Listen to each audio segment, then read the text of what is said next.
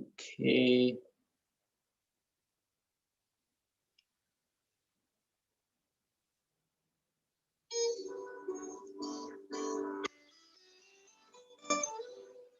Hi there. It's current.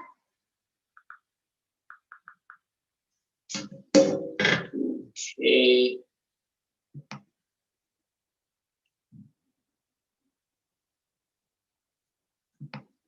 Okay, now. Now, if you want, you can put your video on, because we'll try to be more interactive today, and show you more than doing it more. So it'll not be just a regular doing class. We are going to show you from top to bottom. We'll work on the joints one by one. And I'm recording this session, so if somebody wants it, you can have the recording link, but you have to download it after you get it, because we have to delete this recording after a while. We cannot keep on storing. So that's one thing. Second thing is, hopefully most of you are empty stomached.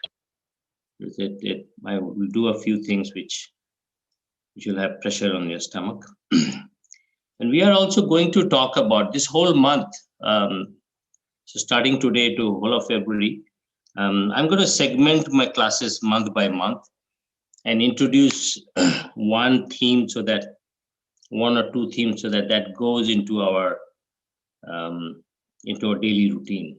And we're going to talk about the dinacharya, or daily routine, that we want to invoke.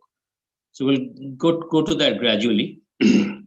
But we'll start with some issues that a lot of people are having. I mean, joint issues are kind of prevalent hugely with this COVID-19 situation, and muscle loss, joint issue, muscle loss correlated, and then of course some issues with boredom, psychological.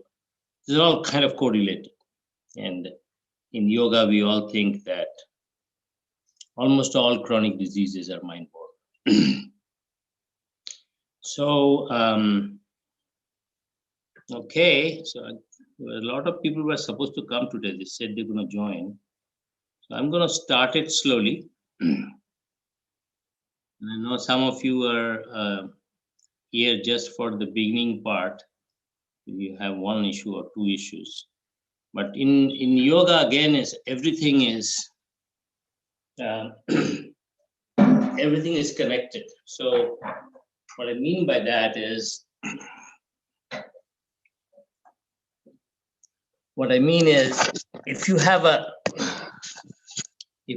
a say a knee issue, it does not mean that only doing the knee work will help. It'll help some, but because we are holistically reductionist, that means we believe that each point of the body is connected to 1,000 other points in the body and mind. It's not only just the body. So body, breath, mind. This is a complex connectivity, and therefore disturbing one part. It's like economics. It's just like not one thing that you have to fix to get everything right. Now, there are things like interest rates in economy which have profound impact. So there are some of the stuff are like that. There are impactful ways of impacting the whole body. But there are a whole bunch of other parameters that have to be looked at to really have a holistic treatment. And that needs to be understood by people who are doing yoga, especially for this group which have been doing it for a long time. So, so we will start demonstrating from top to bottom, one round. So one of the things is a lot of this neck pains and back pains and knee pains are due to our own, is our making. A lot of these are. Some of these are not, but I would say almost 90% is how we do. Again, there are some genetic factors and other factors, but lifestyle is the most important thing. And so as we go through, again, we'll go through that dinacharya, putting our lives in order, in a proper way. At least try to. It's not easy. It's not an easy thing to do, but we will try to do that. Slowly and slowly and slowly. That's my thing. If the whole year we can focus on our health, changing our behaviors, our physical behaviors, our mental thinking, then maybe 2022 will be in a much better state. And some people really love this. Some people think it's a waste of time. So, it's your choice. Some people just want to come and do a few postures and go away, and that's fine. That's choice. They may be disciplined on their own. But I'm going to focus on this because I see, based on my last 10 years of teaching, most of the problems are we are doing most of the problems. There are other issues, accidents, environmental stuff, all kinds of things are there, but a big portion is our doing. So we can change it. We can be the masters of our own destiny. And that's true. That's really true. So, and hopefully everybody does that to get better in their lifestyle. So I'll start with the top. So just calm down a little bit. A couple of long, deep inhales and exhales.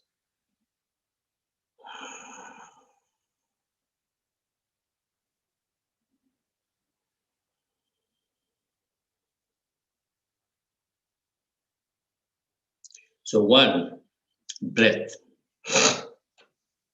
Breath is foundational, because if you don't breathe for a minute, you no longer will be there. It's very, very foundational, much more important than eating, drinking, and other things in life. So I think I have, in my morning classes and other classes, I focus on this and mention that it's a 4-1-6 cycle. Always try to breathe in that way. And whenever you are aware, it's not easy. I also don't do it. So inhale 4, hold 1, exhale 6. Basically 5.5 times a minute. That will change at least 50% of your ailments in different ways. Keep that in mind. Whenever you are aware, oh, okay, I'm not breathing right. Inhale and exhale. At 11-second cycle, 5.5 times approximately. If we can go there as a normal routine, that does a huge impact on the psychosomatics of all kinds of imperfections and bodily imbalances. So in yoga and in Ayurveda, we believe that we have a natural state, and when we deviate from that natural state, disease comes in. So it's a very different concept than modern science. And on February 11th, we're going to talk about it. Remember, in February 11th, on COVID-19, we'll have the modern medicine and homeopathy. Those are the relatively modern sciences. And the other side will be Ayurveda and yoga. Two different philosophies, but they converge. And that's the integrated approach I'm personally working on. And I'm working with a lot of doctors around this area and India to build this integrated protocol for health. So if you have a headache, would you take a Tylenol at times? Yes. But do you take the Tylenol every day whenever you have headache? No. That's the approach. If you have a neck pain, do you, or any pain, put ibuprofen there once in a while, maybe under the conditions of modern world. But do you take it every day? No. And there are alternatives that can help you do that. Okay, enough of talk. So we'll start with our top of the head. So there are joints here. The skull is all very immobile joints, right? So we need to take care of that. Okay. First of all, get up early morning if you can. Most of you, not all of you, especially people who have highly vata vitiation, it's good to get up early. And then do your stuff, drink a glass or two of water in a copper vessel, if possible. So as you do it, so what's happening here? One is if you have issues in these joints, which is quite common here, especially these two fingers, and all this typing, also this finger, also wrist, there are a lot of impact on these joints. And this is a way of relaxing. This shoulder also. So what we are doing in a simple act like this, we are impacting our shoulders, our elbows, our wrist, our fingers, all the fingers, small joints, the non-movable joints in the brain, and then also putting a signal inside our brain, which is invigorating a lot of positive signals, and that's eventually triggering the pituitary and other related systems, stimulating the vagal system from the 10th cranial, and basically it's flooding the body with very positive signals. So what we are doing here is not here, this and this, and this and this, but going all through the body. This has to be understood. Modern science, modern medicine is getting it now. It didn't get all these days. They'll say, oh, pain here, give a shot or do something here, and that's it. It doesn't work that way. If it worked, then modern medicine would have been used by all the people. So we need an integrated approach. As I said, nothing against modern medicine. They are wonderful, works fantastically for a lot of people, a lot of conditions, but doesn't work also for a lot of conditions. Okay, and this is understood by all the doctors, all the medical professions. So we go down, do a little bit of pressuring here. I've done some of these things in my morning classes as a part of do a little tempo massaging. By the way, for the hair, you can use certain Ayurvedic oils called Bringaraj oil, Mahabringaraj oil, highly vata pacifying. So headaches and things like that. At the same time, it has good impact on the hair follicles itself. Not saying that just by doing it one day it will change, no, but you could put it as a regular habit before showering, or maybe even before going to bed, or however you want to do that. Choose your, it may be difficult with oil in your head, but do a little oil and do a lot of massage. That way the oil gets soaked in. And if you don't do, just do this. Okay, a lot of pressure here. A lot of massaging here. We did the massaging of the eyebrows. Okay, 2 fingers maybe, or maybe 1 finger on the eyelid.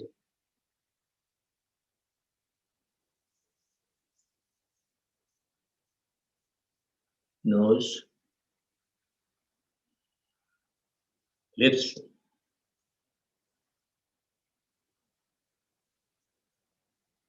all the way to the cheek,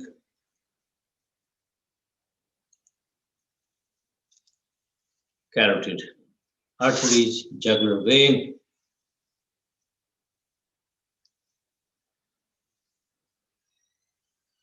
back of the neck.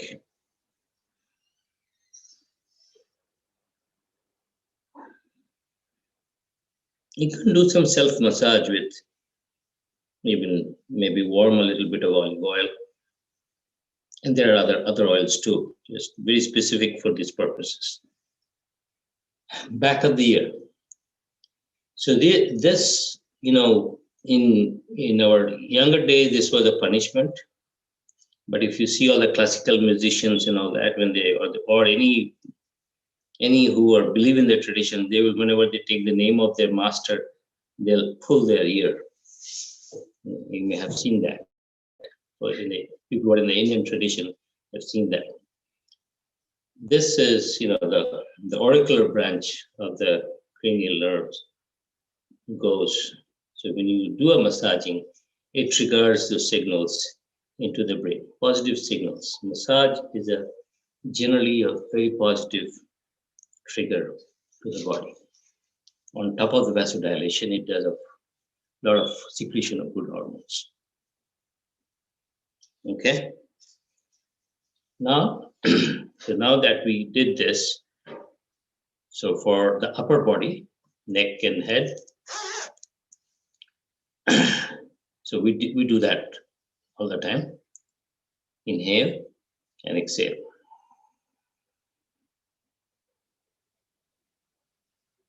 And come back.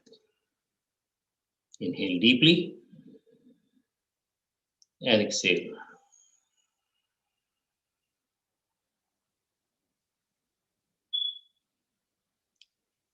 Come back. Inhale.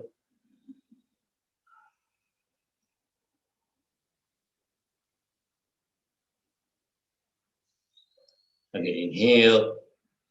Exhale.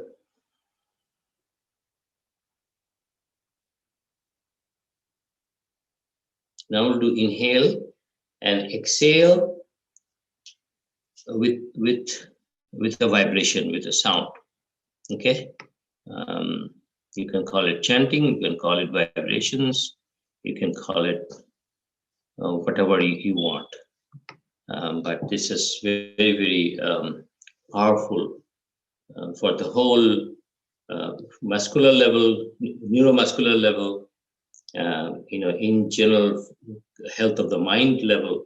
It reduces your stress, and it also so basically what we are doing is, the other thing is oxygenation. So when we do this ah, ooh, and specifically sound, it triggers nitric oxide generation.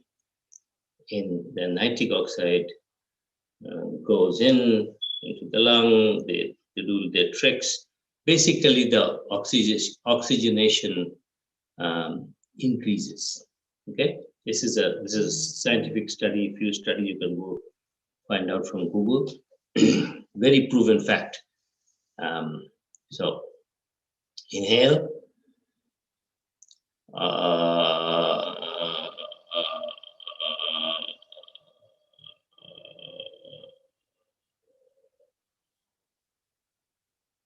And come back. Inhale.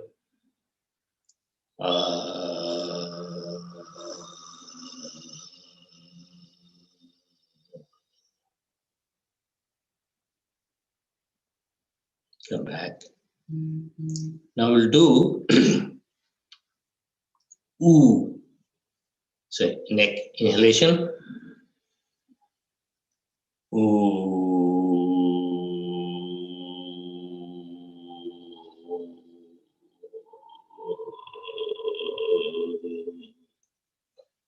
Chin to chest. Remember, this is also having an impact on the thyroid. Your people who have thyroid issues may benefit. Again, none of these are, it will work for you. but it works in general. Okay, and then you have to be patiently doing it as a part of a regular habit. It's not like you get a headache pill and headache goes away and you're fine. That doesn't work that way. You have to work on it, changing your behavior and practices and all that. So it comes to you very naturally without any negative impact. That's the biggest thing. In yoga, it's hard to get in, but it has negative. The pain is less later on. In modern medicine, take it, the pain goes away, but the effect is after that the impact is massive later on. And some of the impacts of some of the despite all the FDA regulations and studies, they're all limited because they are doing a time-bound studies, and therefore they're very, very limited. You know, they're doing their best. They're wonderful, smart people, but their studies, all studies, are, even vaccination, you could see that. You know, 60%, 40%. I just learned flu vaccine is less than 50% effective, just to let you know that. So have we ignored that? No. But do we know that and do something else also? Yes. So that's approach, integrated approach. So let's do that. Inhale.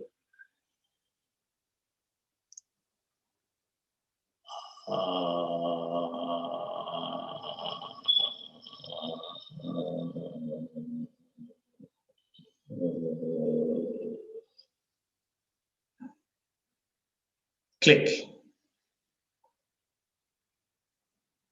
Again, each yoga practice will be different because you have different conditions. And I'm giving you these principles because these have to be kept in your mind. So when you do it, it is more effective. So you can do inhale and exhale, okay for you. But somebody who has some laryngeal issues or thyroid issues may want to extend it a little further. So inhale and exhale.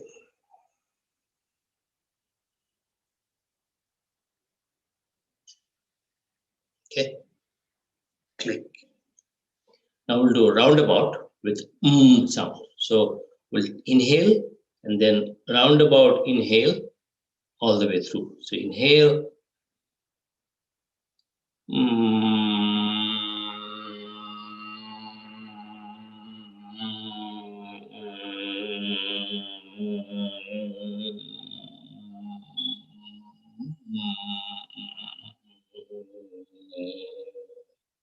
It's almost like you're using a vibrator, natural vibrator in your upper extremities. Other side, inhale.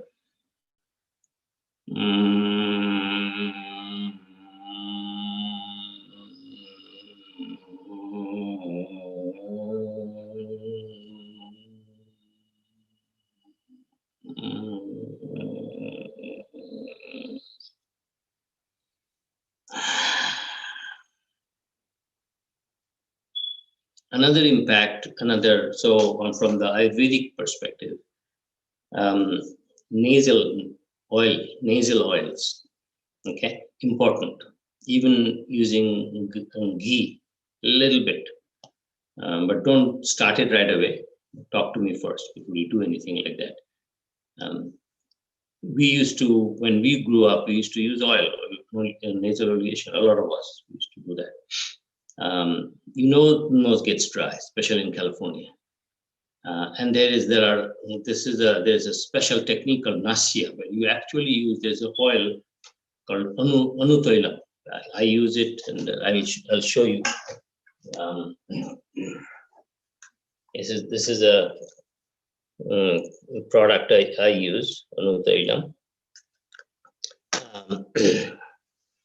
So lie down, put 1 or 2 drops, let it soak in, and let it go. 1, it oleates the nasal passages. 2, it is supposed to have impact on the blood-brain barrier, that layer. So it's supposed to trigger better health of your brain health. And then in general, again, along with that, the deep inhalation, exhalation, the different pranayamas we do, a profound impact on our upper extremities. So if you have a neck pain or a back pain, don't just do this and put pressure. That'll go. But if you want to keep constantly get out of it, you have to do a combination of effort. You do that, but then you also do your, sound and head rotation. You do your massage. I'll show you some of the massages and some of the other techniques. You also use some of this herbal stuff to clean the inside. A lot of the times headaches are coming because we're not breathing right and our nasal passages are very dry. And therefore that has to be taken care of. And again, it's an experiment. All of us have to be experimenters of our own health.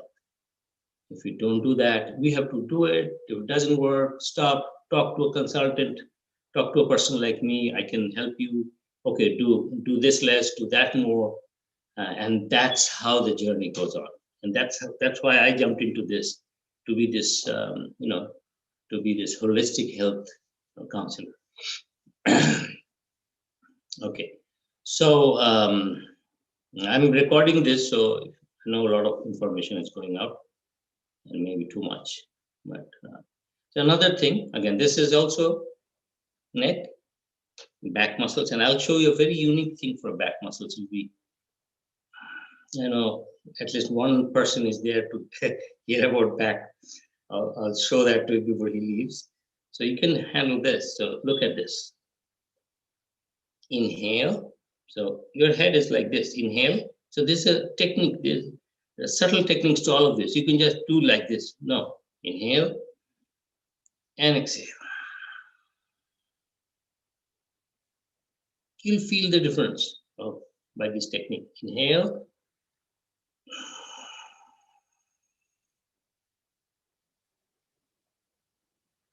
Immediately you feel the difference. Now, if you're creative, you can do a little massage here. After you exhale your normal breathing, you can do a little massage. You can even use a little warm olive oil, or there are vata pacifying oils and other types of oils. You can put it here and let it go. So neck, shoulder, breath, and brain all working together. I'll show a posture, this postural problem with a lot of people these days. Yes. Crouching like this. And then, of course, most of us don't do the proper ergonomics on the computer. So we have to do some corrective stuff. There's a lot of things happening around us which take us away from our balance. So the whole approach is to bring it back to our balance.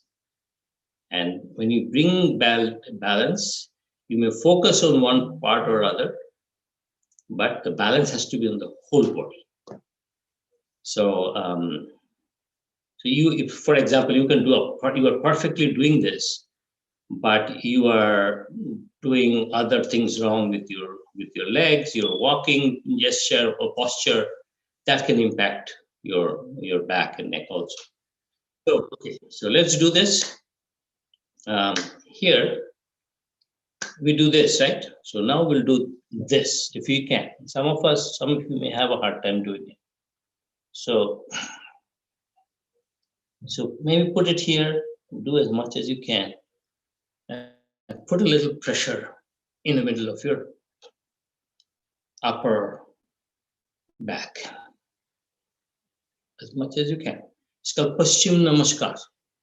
Just the front Namaskar is Purva Namaskar, or East Namaskar. This is West Namaskar.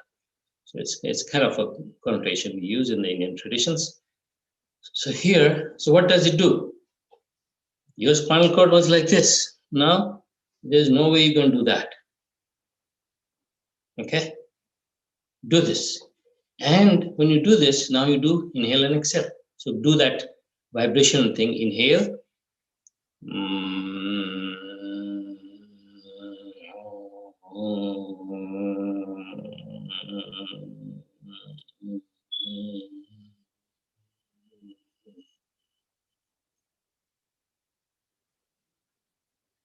So a lot of different variations to this, but this is something you may want to try out.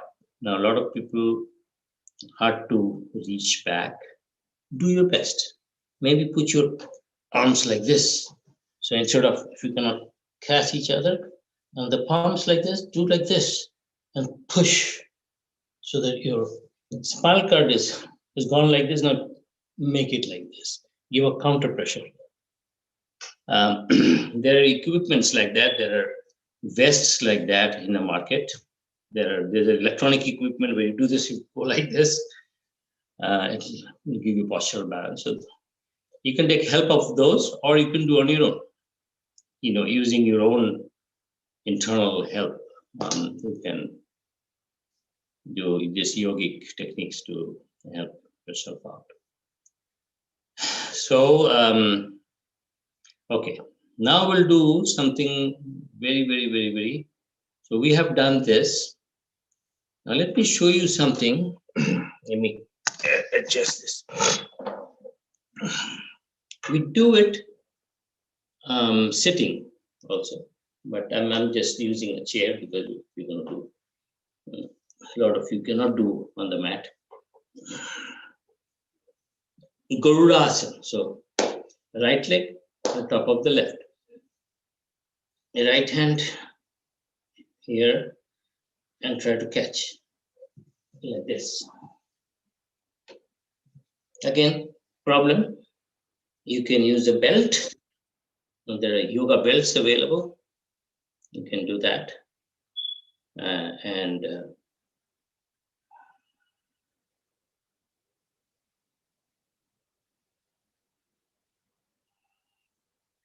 like this. You can do some inhales and exhales here. As you inhale and exhale, you see the pressure it puts on your upper body. Inhale and exhale. Inhale and exhale.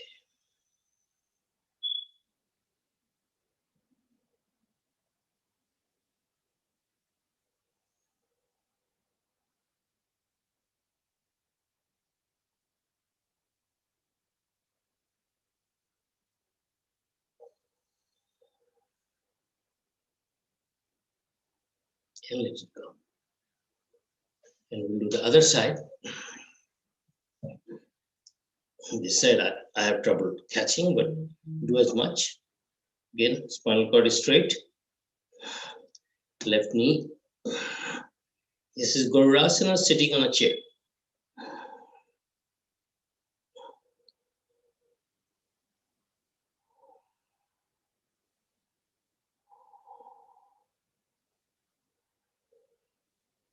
Eyes closed. Take some couple of long deep breaths.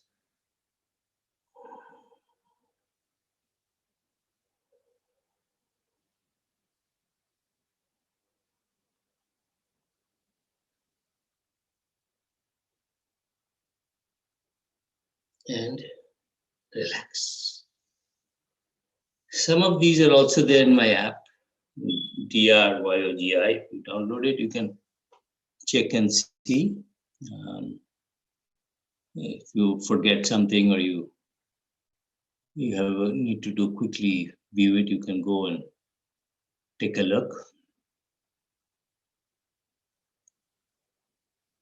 Okay. Okay, so let's do a few more things for the shoulder. So we'll do a little, so inhale and exhale.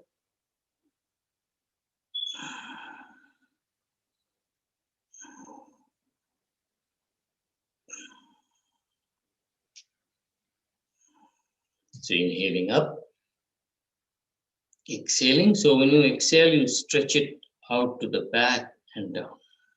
Inhale.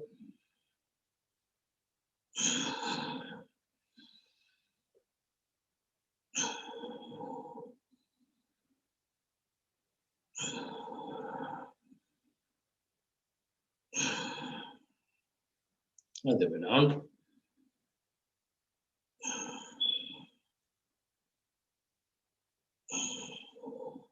Inhaling now, inhaling back and up. Exhaling front and down.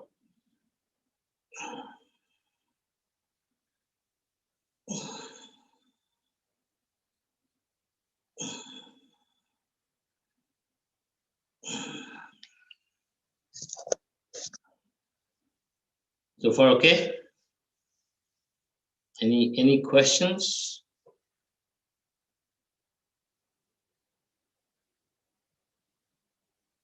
Okay, I'm presuming none.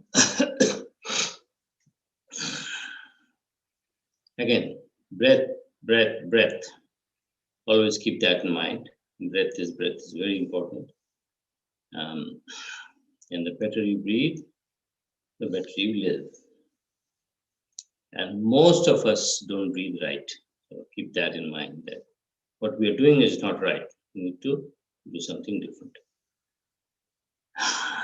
Okay, let's do inhale, exhale. So slow Vastika.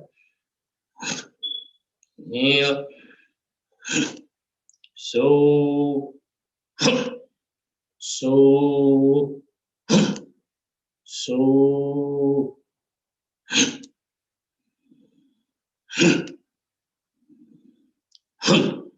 so,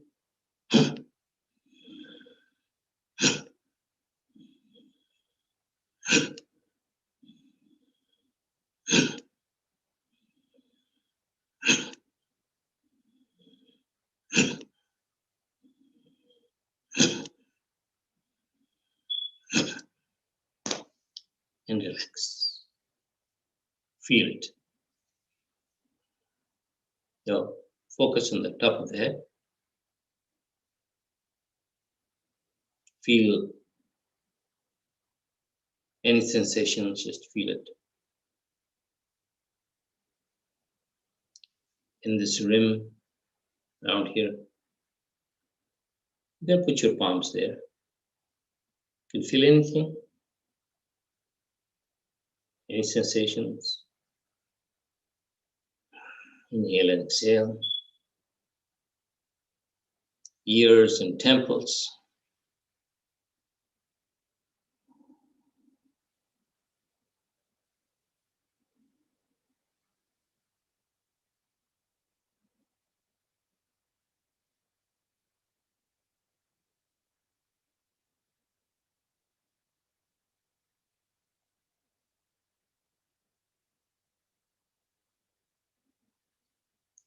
Neck. You may feel the pulse there. You may or may not. But try to find any sensation around that area.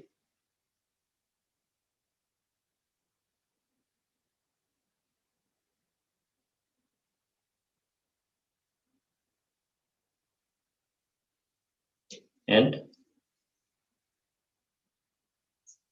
like in the top of your heart,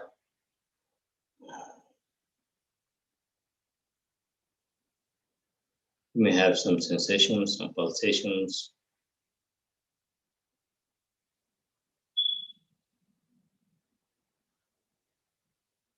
Deep breath in, deep breath out.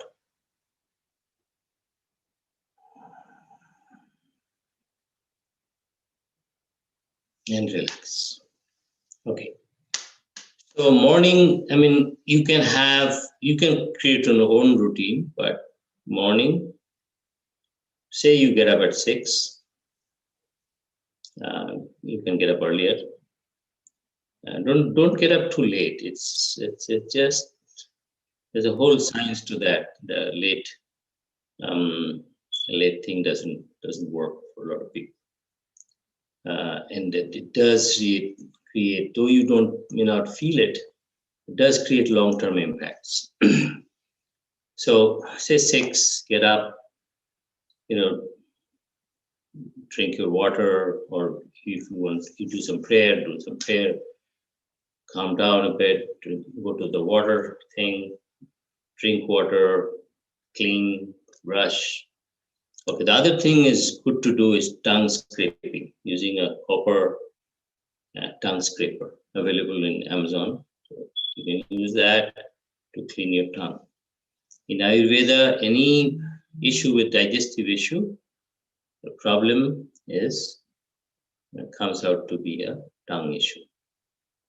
So, so always try to do that. Take it one at a time, but try to see if that works for you. And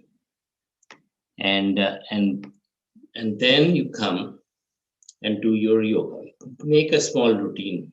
These or anything else you have learned over the years, or maybe you can do one thing. Sun salutation.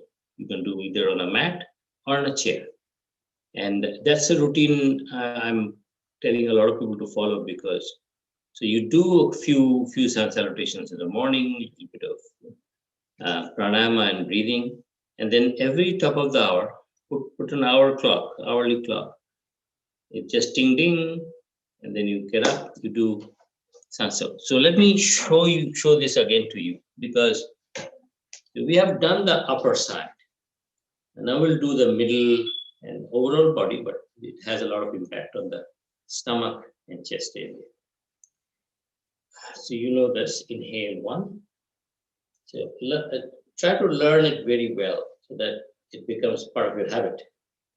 Top of the hour, the bell rings, and you are, okay, whatever I'm doing, forget it. Inhale and exhale. Inhale, pull it, exhale. Close it, head towards the knees. Knee. Inhale and exhale. Pull it, exhale.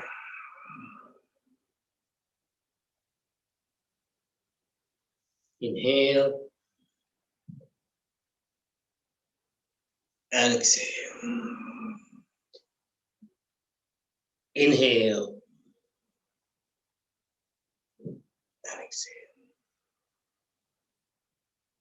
And take a couple of long inhales and exhales after this. Inhale and exhale. Inhale and exhale.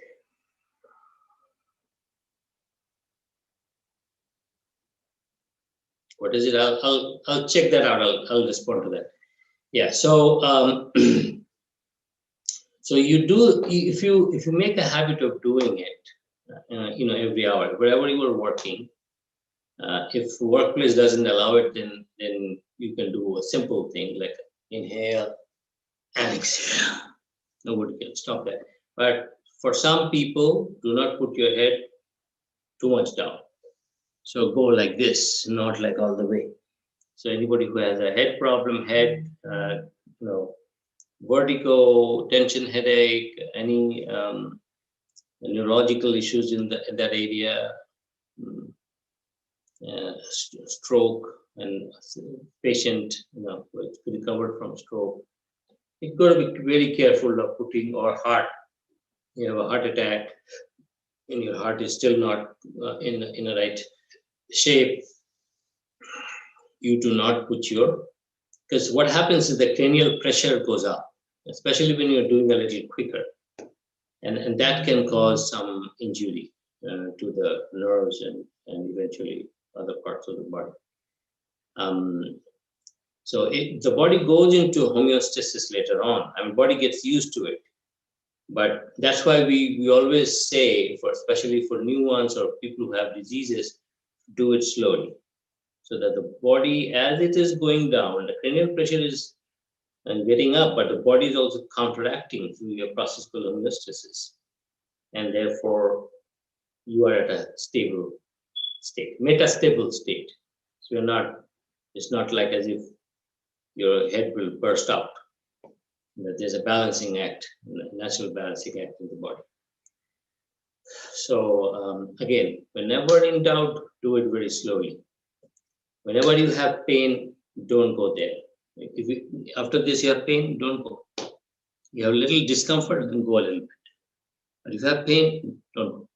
So it's very, this whole older sciences are very subjective. It uses subjective experience as opposed to objective data. So objective data probably works in physical systems better. But when it comes to health and mind and matters of heart, the qualitative and experiential subjective experiences are very, very important. You know, that's what makes us different from a table or a chair. So it's not unscientific. People say, "Oh, this is this is anecdotal." Yeah, anecdotal. So what?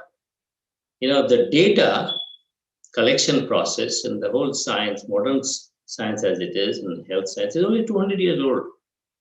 There has been 10,000-year-old civilizations who have done this for years and years and years, collected data, and that data has been generated and given to generation after generation. Therefore, it has validity. And any smart modern scientist will agree with that. Some people don't, you know, but so be it. I mean, I have, frankly, I'm going through, seeing all around my folks, a lot of my friends have, you know, have been gone through some fatal diseases, cancer. They go through this chemo and immuno and this and that, you know, this specialized medicine, this, that, and that. And trauma they go through, and I'm not saying that should not be done. But, you know, as yoga therapists and yoga practitioners and healers, I have tried to help a lot of people in those areas, because that calms you down. You take the world as it is in a much better way. And in some cases, rare cases, you can detect your early diseases, early enough. There are two cases I have, and I have a research paper coming out on that. It's called process called interoception. You can listen to your body. If you listen to your body and you are used to that through your processes, you can, or any other process, there are other processes, Tai Chi and other things, or meditative processes, you can find out things, you can hear things much earlier. That's where the subjective science comes in.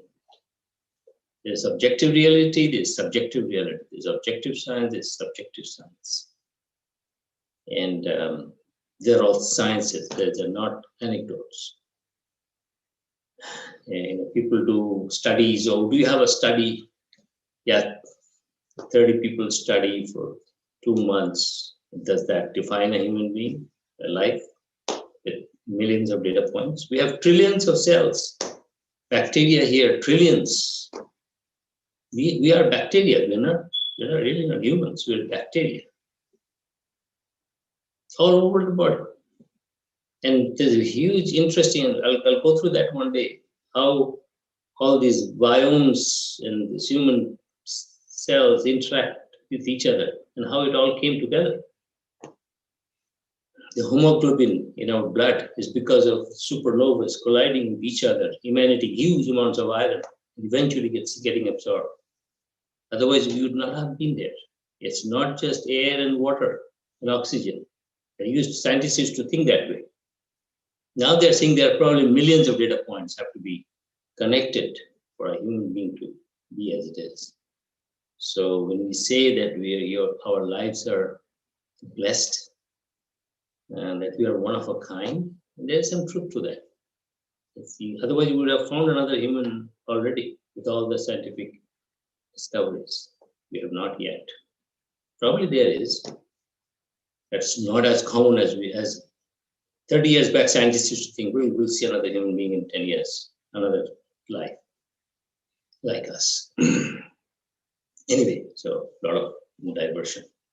So this one you can do, and if you have trouble with doing this one, just do this. Few rounds, exhale. Exhale. Okay. And then the other thing which helps in your lower back and mid back pain, exhaling. Slowly. Do it slowly. So, and I'll show you lying down. Also, it's very, very important to do. So exhale. You can use your palm here. Let me show that.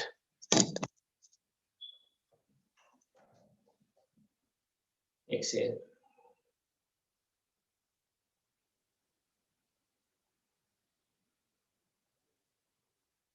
Normal breath.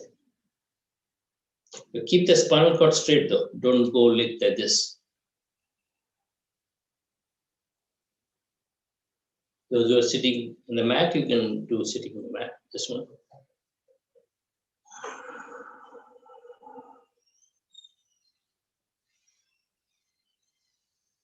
This is not as effective as lying down, but this is good for a general 1 hour top 1 hour practice. This is also something you can do. Okay, so you can do sun salutation, you can do half sun salutation, you can do this one, Trikonasana, put your legs a little bit apart. Sitting on a chair, you can do this. Look up. Exhaling down. Exhaling down. Looking up. See how many parts of your body are getting worked. Shoulder, neck, head, waist, knees, elbows, breath. That's why it's holistically reductionist. All are connected. Every cell of our body is connected to every other cell.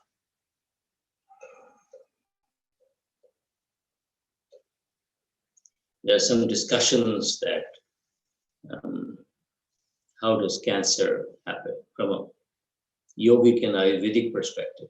They're saying that when cells stop communicating with each other, we have channels, energy channels, and each cell connects to the other cells in this ecosystem. We're connected somehow with amazing intelligence.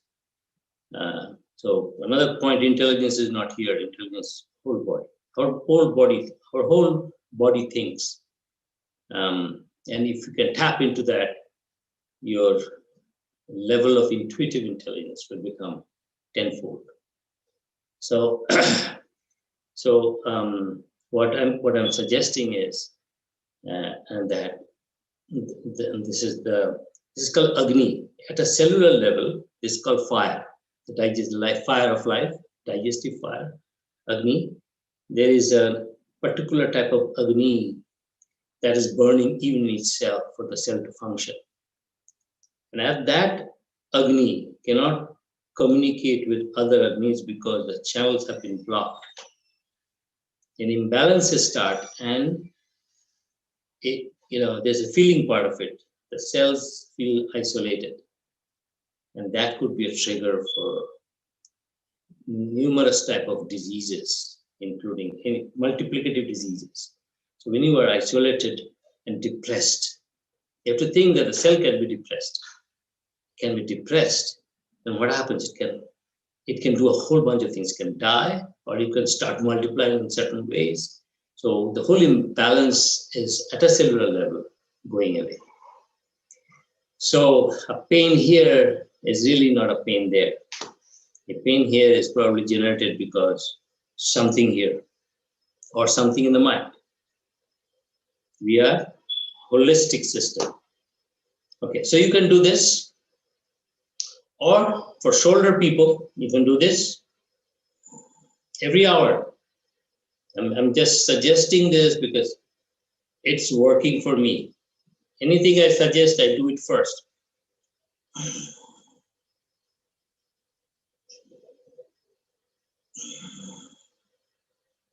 So inhale U, Bala Mushti, so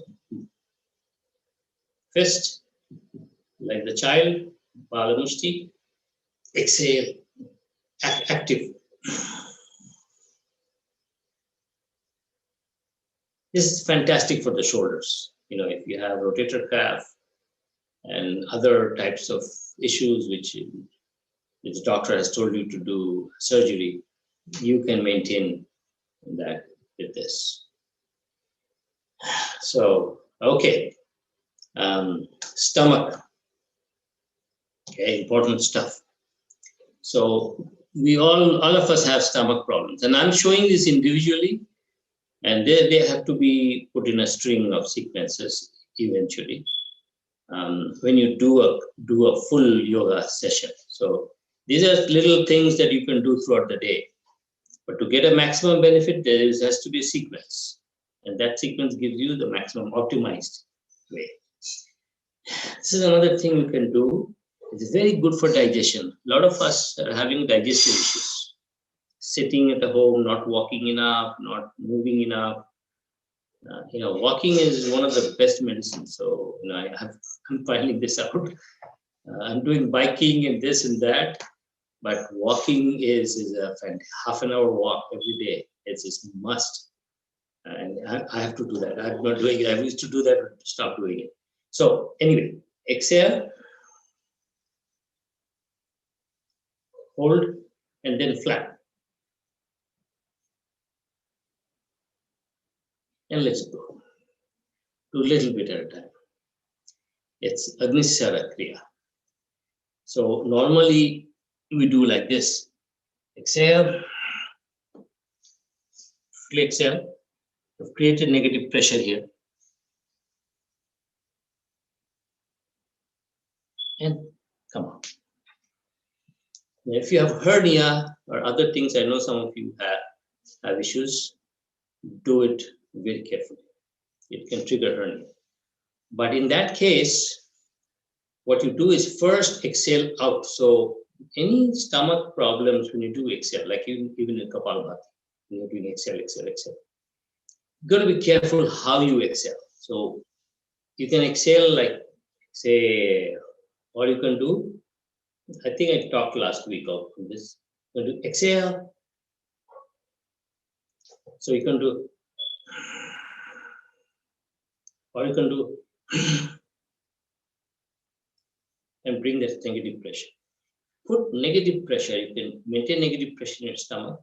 A lot of these other issues of hernia, surgery can be maintained, but you have to be your own doctor there. You have to be carefully see whether you are having pain or not. So this is a powerful technique, but this should be done as part of your pranayama. I do sometimes in the morning, but don't mix and match all of this. Do the physical things top of the hour. But when you are doing a yoga sequence, half an hour or 45 minutes, at the end of it, we do that. All the pranayamas are done at the end. So, and I have done enough of these in the past, but I will get to that. This month will show a lot of those things. Okay, drink half a cup of water every hour. Half a cup. Don't drink too much. So we have the three bioenergies, Vata, Pitta, Kapha. Each of them have different requirements of water, of food, quality of food, quantity of food, the kind of pranayama we do, the kind of exercises we do, the yogic practices we do. Depending on the body type, we can optimize that.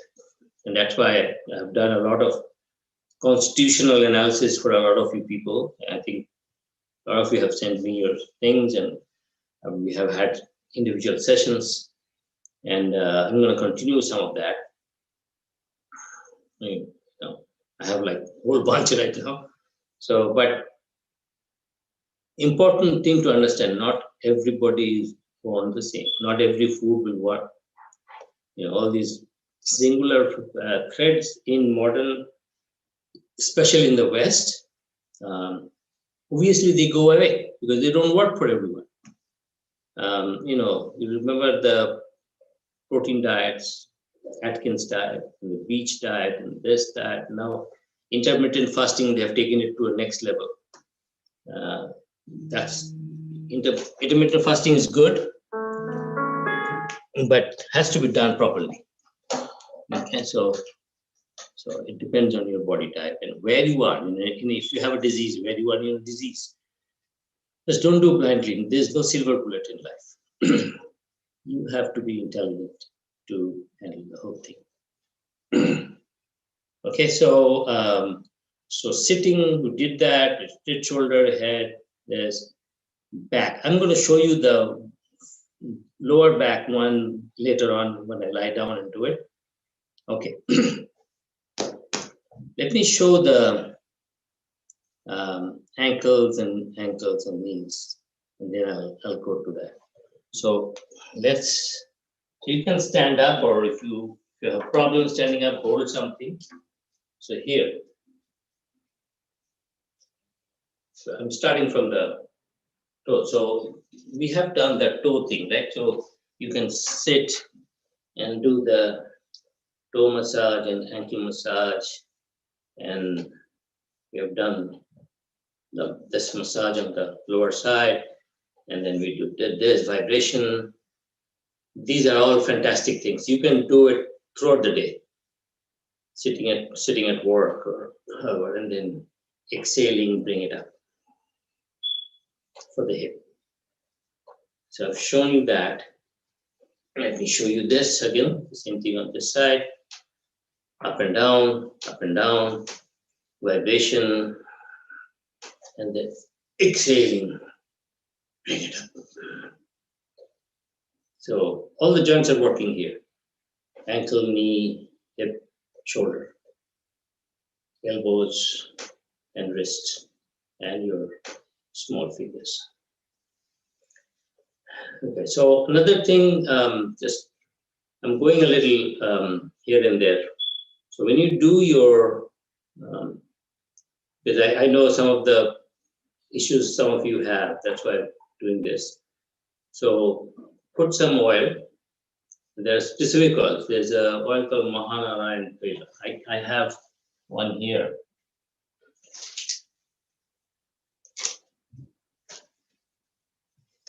Called Mahanarayan Tela. I don't know whether you can see it. You can get it from Amazon, or I have a few extra if you want to take from me if you're local. It's very good for joint health. So you have problem here, put a little oil and just massage it. And I'll talk about when to do, how to do, and all that sometime later. But just do simple massaging. Do this, do that. Put it like this. This is a yogic Siddhilakaran. Inhale, exhale. Exhale. Inhale, exhale. Okay. And that oil can be used in knees, ankles, here, any joint issue. Mahanarayan Tela, a lot of you know. You can get in Amazon or any other place. You can always call me for the best quality and all that. I can guide you which one to get.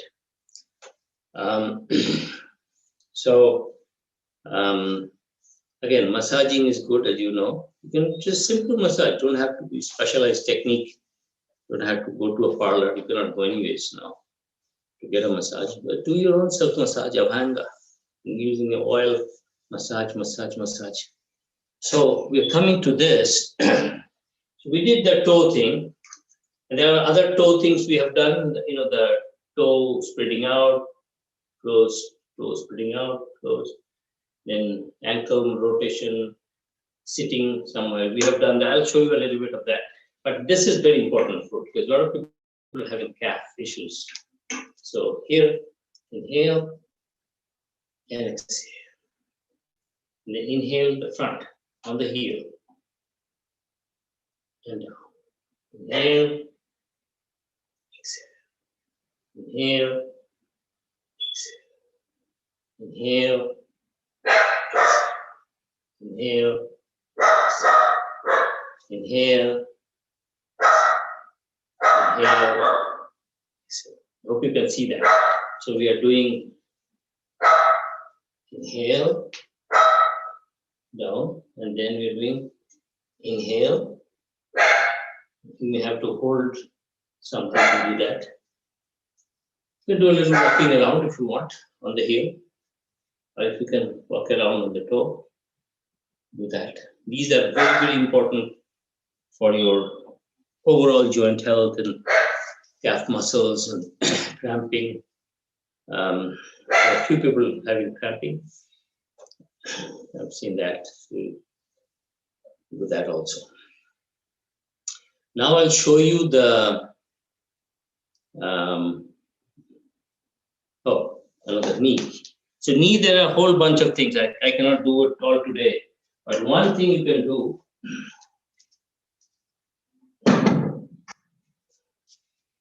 for some of you, you can just hold something and do it. Inhaling. Parshavatti Chakradasana in a modified form. Inhale. And the idea is to have the knee and the ankle in one straight line, but that's not always possible. But be aware of that. Your posture will be such, you're thinking as if you're trying to do that. That way you have that tension. Inhale. So you're thinking, oh, knee has gone up, out. I'll try to bring it back a little. And back, and the body back a little. Inhale. Inhale. Inhale. Inhale. Inhale. Inhale.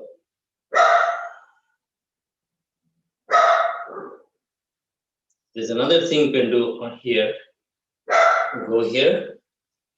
Inhale, exhale. Exhale.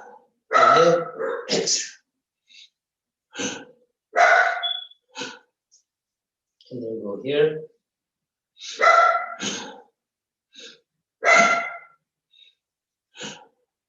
Come back.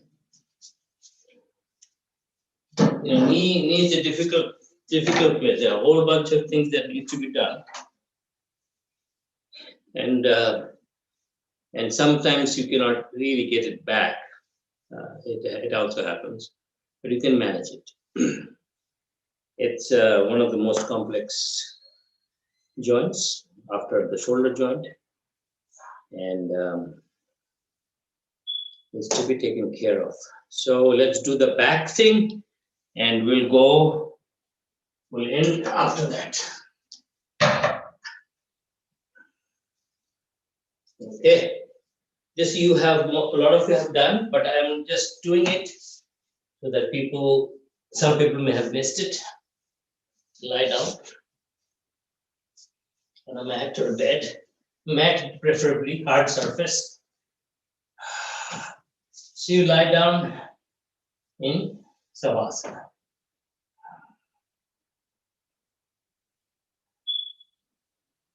And then bring it up together, palms across.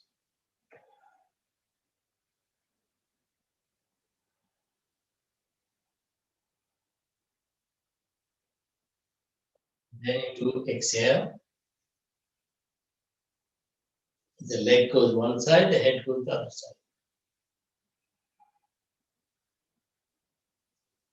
Inhale. Exhale.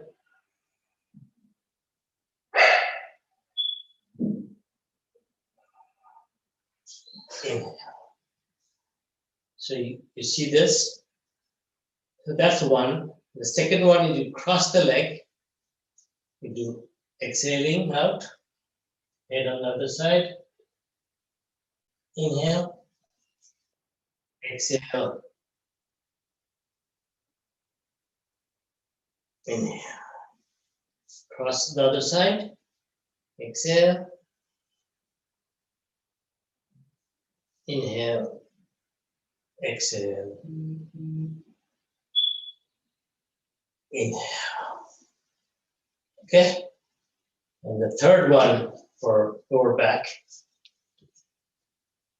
Inhale and exhale. Inhale and exhale. Inhale and exhale.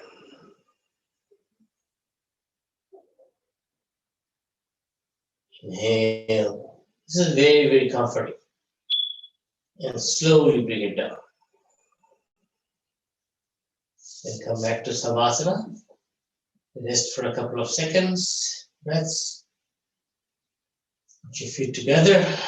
Hold one right leg or left leg. Put your right hand, left hand on the top. Roll it to the side. Rest for a few breaths. And then slowly, very slowly, come back up to a comfortable sitting position and then standing, whatever you want to do. So again, we have used all of this, a lot of these. I wanted to give the knowledge behind it so that you we know why we are doing it. And some of you may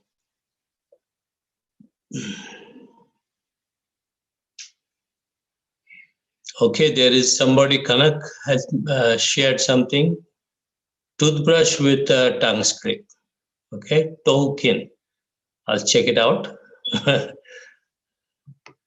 All these are good, but from my perspective, I'm a kind of a traditionalist.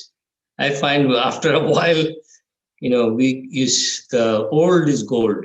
So we use the older technique that works better, but it may work for you and others. You can try it out. I'll try it out too. I try all these gadgets. Okay, so this is just few physical things that have shown that on a daily basis you can do, and we'll work on it. So idea is, generally speaking, get up early as possible. Then get up and do your drinking, go to the restroom, brushing, flossing, tongue scraping. If you want to do the nasal oleation, good. There is another thing that is good for dental and mouth hygiene. It's called, it's the oleation of the mouth, oil pulling. And there are some, I use a product called Arimedadi Tailam. Arimedadi Tailam. If you are ever interested, let me know. I'll guide you to the right product. My whole house has become Ayurvedic these days. We are using Amlaki, Brahmi, Guruchi, all kinds of products. And because of my studies, I know exactly when to use and who to use and how to use. I think we're benefiting out of it. As I said, I don't tell anything unless I experiment on it. So now what we do is, one of the things is, all of these things we should have mind engaged. So for example, you having a back pain and you're doing that. So once you're used to the physical motion, then bring the mind in it. Okay. So focus on where you have the pain. Bring the mind there. Then ask the pain to leave your body. Simple things, very simplistic, but it's very scientific. Okay. First of all, when you're focusing on that part, you are really focusing on it, and your whole body will work around those muscles. It's a natural thing that happens. Even people who do training, they do that. You pull the string, you focus on that muscle. That muscle gets focused. that muscle gets worked. Your brain signals focus you on towards that. And then when you tell to go, so you have this vast cosmic consciousness, ask the pain to go away. It's nothing for the infinite cosmic consciousness. This is nothing is a problem. You can go in, and if you put some dirt in there, that doesn't get polluted. Okay, so you put your pain dirt in there, throw it out. The garbage collector, the divine garbage collector would collect it, and you would be free of it. So this is a mental thing. Your mind gets engaged, your mind gets calmed down. Hey, there's a way to get rid of my pain. Does it happen the next day? No. Will it always happen? No. Will it happen for a lot of people if you do it for enough long? Yes. So that's how to approach this. There is no silver bullet. We have to do it regularly. We have to be aware of what's happening. Use your breath and mind along with your physical movements, and that's about it. So I think we touched upon most of it, though I have not focused on the lower part that much. But please do as much as you can. Build your own routine out of these, 10, 12, 15 simple asanas. They're called Sukshma Vyamas or Sitilakaran Vyamas, most of them. And you can use that. And we will do real yoga asanas in our normal classes. We do that. But this is a special class for all of us to know how to deal with our own body and mind. Again, it depends on what type of body type, Vata type, Pitta type, Kapha type. All your processes depend. Your food depends. When you wake up, when you go to bed depends. How much of water you drink and how much of other things you can drink. That depends. When to drink water. So another thing, a lot of people are confused about it. First of all, don't drink iced water. Cold water means you can keep it outside in cool normal temperature, that's fine. But do not drink iced water. It's something everybody does in this country. But it's also getting away from it. A lot of people are drinking room temperature water these days, even in restaurants, everywhere. Number one. So room temperature doesn't mean you keep a bottle in the fridge and drinking that. That's not room temperature. First of all, plastic is not good, so take that out of your system. Normal water, room temperature water. I keep it in a copper vessel. That works for me. I don't know. I have a bottle which is inside copper, outside steel. I got it from Sadhguru, who's a big yogi, famous celebrity yogi, but it's good stuff. And then do that. So while eating, there's a question that comes out. While eating, what do you do? Do you do a whole bunch of no water, a lot of water? Depends. So the thing is, generally recommendation half a glass to a glass maximum sipping of the water during food. See, make it common sense. We're getting food meaning lunch, solid food we are eating, chewing it. So chew as much. 32 times may be difficult, but chew as much. Be aware of that food. Slowly it gets in. Do a little bit of water too, so that it can mulch properly. Because you have this HCl and other digestive enzymes and acids coming in. There's a churning going on here in the stomach. Agni, it's called Agni, fire. That fire has to be proper. So if you give too much of water, the fire goes away. If you give too little water, your food gets churned. So that's the concept. Okay, there's a seat of Pitta here. Pitta is one of the bioenergies. When you put water, and food, and warm water preferably for that, especially Vata people, warm water.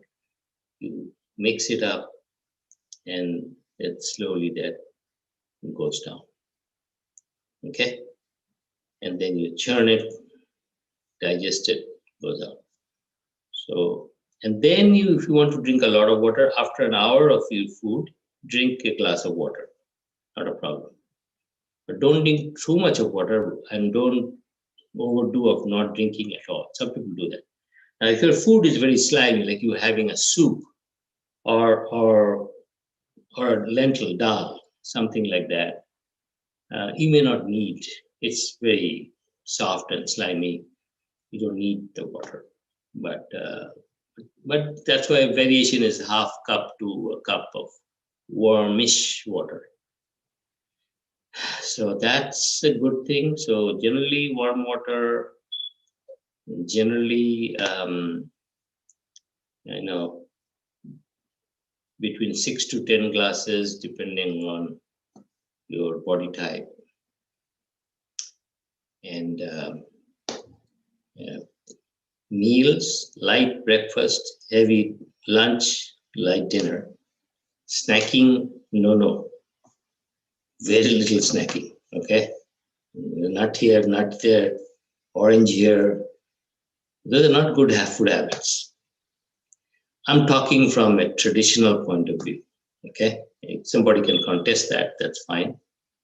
But that's what I'm following these days, and I'm benefiting out of it. Sitting at home, I lost 12 pounds, just like that. And I do exercise, but not that heavy exercise I used to do before.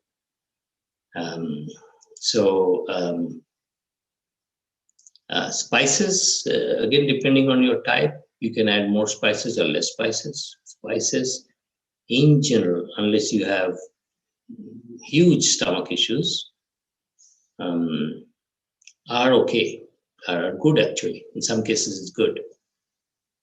Ginger is good, turmeric is good. Amlaki in the morning is good. Guduchi is a very, very special herb that impacts the whole body in a positive way, builds muscles, builds basically whatever you have, strengthens them. And what else? And keep your mind calm. Ashwagandha and Brahmi both help doing that, but don't just start taking ashwagandha. It may not be good for you. So any herbs or things you go in the market before buying, you can ping me. I can give you my 2 cents on that before you buy it. And if you are not done, if you want to do an analysis, ping me. I'll send you the forms. You can do that. And what else? Do meditate every day a little bit. Do your breathing every day a little bit. Join the morning classes and join these classes and the evening classes. But always keep in mind when you are joining a lot of other classes, they're general classes. Most of the classes are general classes. So the person will not be able to guide you based on your disease group or your issue. So you have to either not do that or do it mildly. You have to know what to do. That's one of the reasons I'm doing this class, because a lot of times people do things which are not good for them. Yoga can be dangerous if you're not done right. So we'll end this with unless you guys have a question, any questions, we'll end with a little breathing and a mild meditation, next 5-6 minutes. But if you have any questions, just blurt it out. Inhale. We'll do inhale. Inhale 4, hold 8, exhale 8. 3 rounds. Inhale.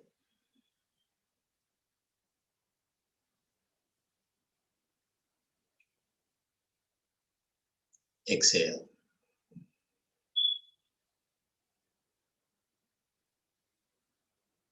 Inhale.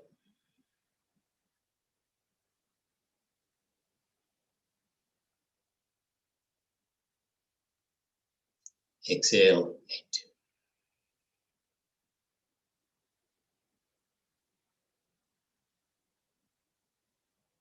Inhale,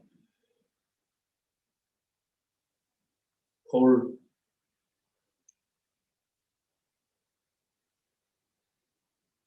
Exhale.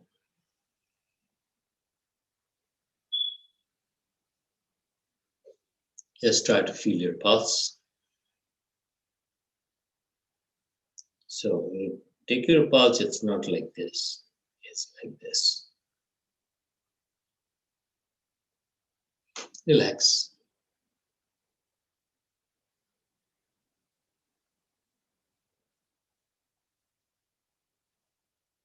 Just simply enjoy the beats. Eyes closed, smile on the face.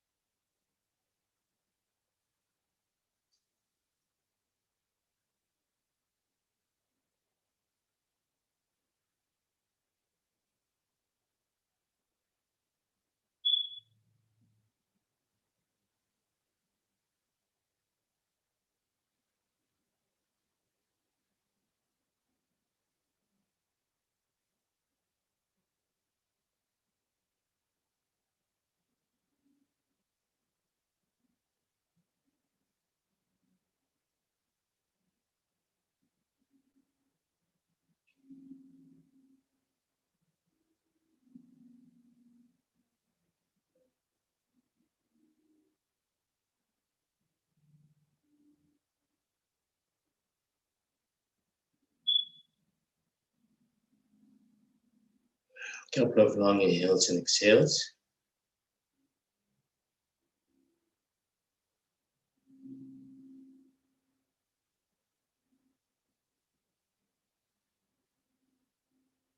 We'll end with a closing prayer.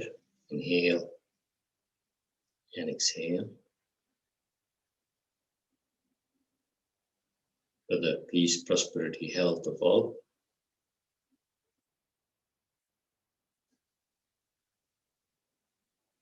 The highest number of people, I think yesterday, died.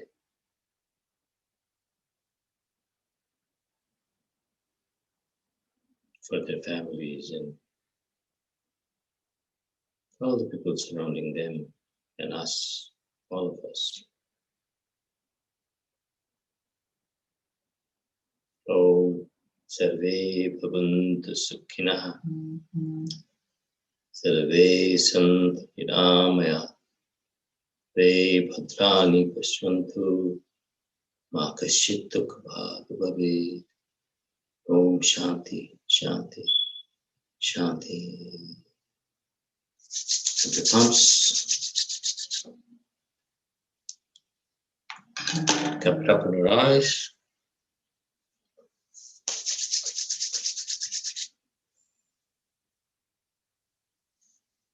This is also a very good technique. Just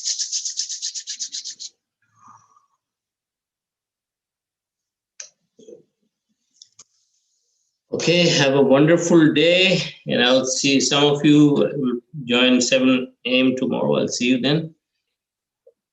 And don't forget. Thank you so much, Sanmayji. Yeah, don't forget the February 11th. Thank you. Webinar. Don't forget that. I'll keep on sending that. Thank you. Thank you. Thank you. Thank you, Shanma. Thank you. Have a good day. Thank you. Thank you. Thank you so much. Thank you.